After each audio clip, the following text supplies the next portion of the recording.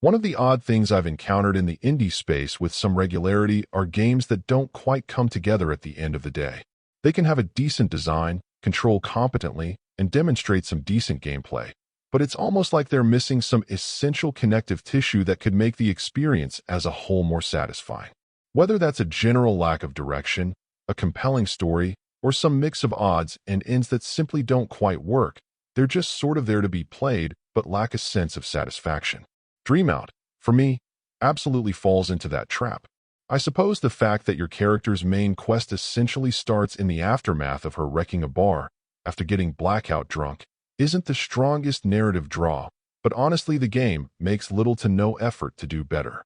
Rather than being driven by some sense of purpose, you'll mostly be meandering around, solving the odd puzzle, helping someone out, and in essence that's all there is.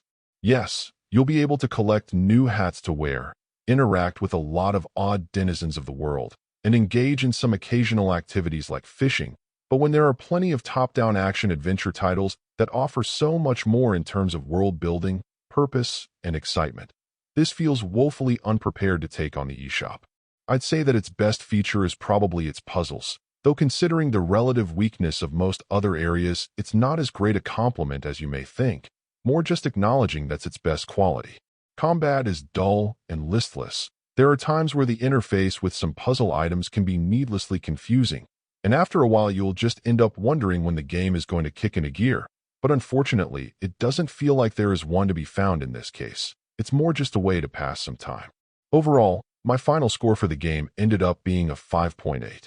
And if you're interested in picking it up, it's currently available on the Switch eShop for $9.99.